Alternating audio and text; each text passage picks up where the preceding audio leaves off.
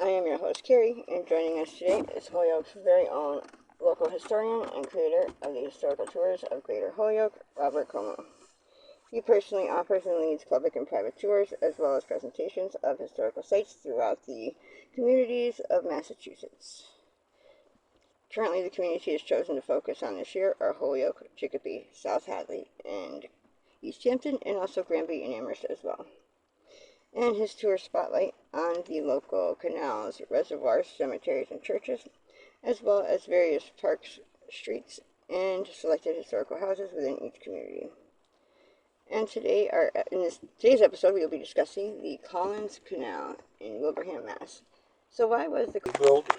Because the Chicopee River was so powerful, and they wanted to build a power canal along it, and they found a little place that it was more power because it was going inwards, and so a dam at that site would push the water in very forcefully, and it'd be a great place for a power canal, so they could put hydromechanical turbines into place.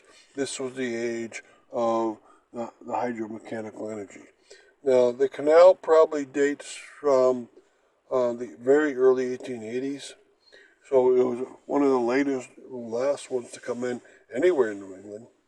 And then a mill was put in, the Collins Paper Mill, and at the same spot, a tiny village started to develop. And so this canal is in Wilbraham, and if you go in there a couple hundred yards from that position, you have a tiny village there with some houses and stores. But mostly, what people see when they go over is the Collins Bridge, and that connected Ludlow, at least the southeastern corner, to Wilbraham, at least the northeast corner. And that bridge is still there. It's been replaced. I think in 1935 they put a new bridge in, but that bridge is still there in place. So today we're talking about the mills, and we're also talking about the arrangement of the canal to the bridge, and then what happened to the canal. And this is going to be a part of an hour-long presentation this year in the year 2024. It's going to happen at the Chicopee Library. It's going to be about the 6 power canals on the Chicopee River, and I'll go through each one of the 6 canal systems and tell you what was along it. In this case, this one was Wilbraham.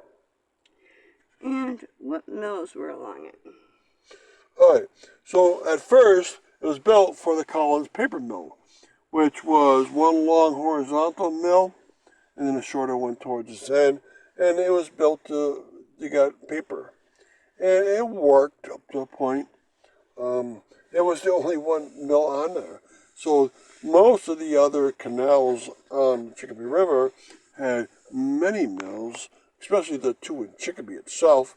The one in Indian Orchard, it had a couple mills, one very big one, and the one in Ludlow had one company, the Ludlow Manufacturing Company, had at least on the canal itself about 6 mills, and then 5 more off the canal. So it was a big production, making jute and cotton and other twines.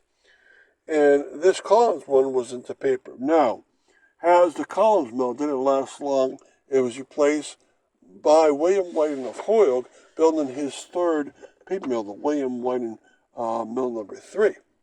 So he bought them out in about the 19 teens, and they stayed there as that company up in the 1940s.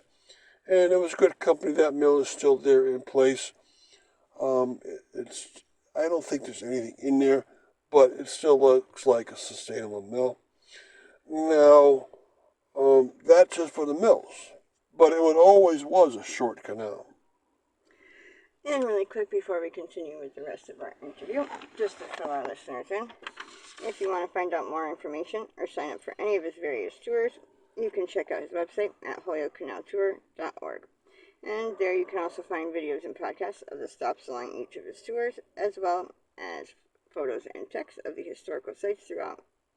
And for private tours and other inquiries, you can email him directly at bobcat4214, capital B, @yahoo.com. And his tours make for fun, educational outdoor activities for families and group parties. So getting back to our interview, what is the arrangement of the Collins Canal to the Collins Bridge? All right, so if you go out there now, this bridge is still in place. I remember I already told you it was replaced once, but it's still in place. And the villages on either side are pretty much gone. There's a tiny one still in Wilbraham. It's hard to see from the bridge. But the Chicopee River still goes below it, and there's still a dam there. What the dam does now is make hydroelectric energy. And most of its turbines and its electric grid are towards the Chicopee side, not towards the Ludlow side.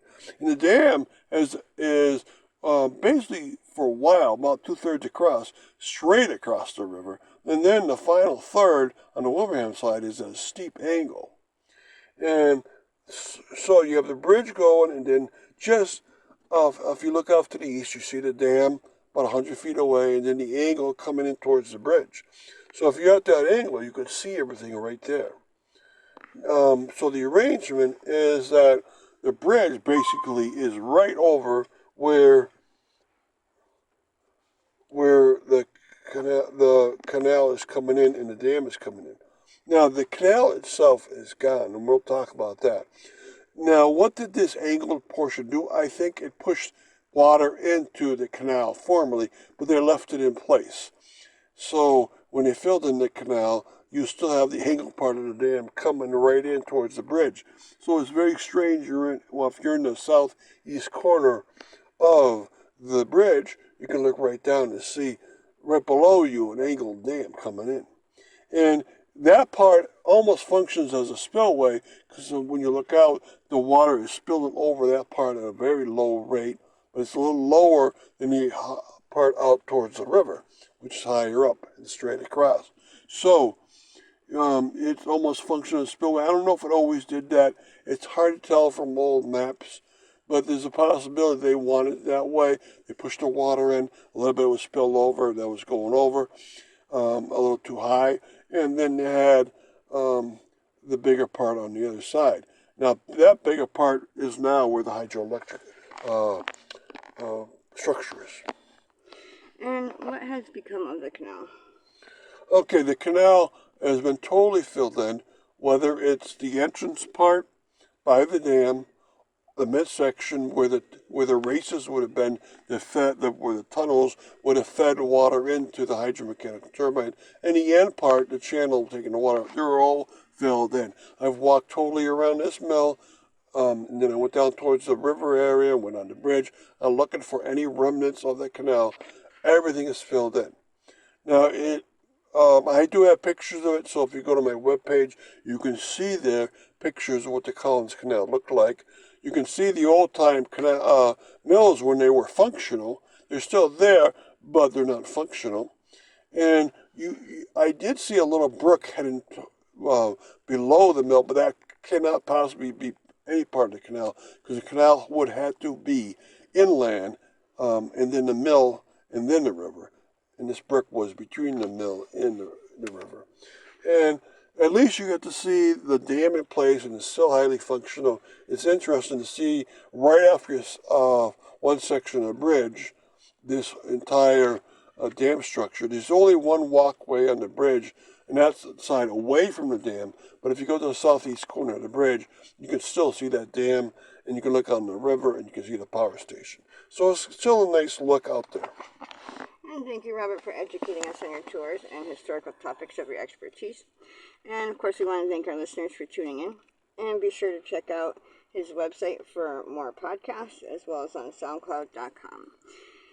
And videos and podcasts are posted daily. Thank you for joining us.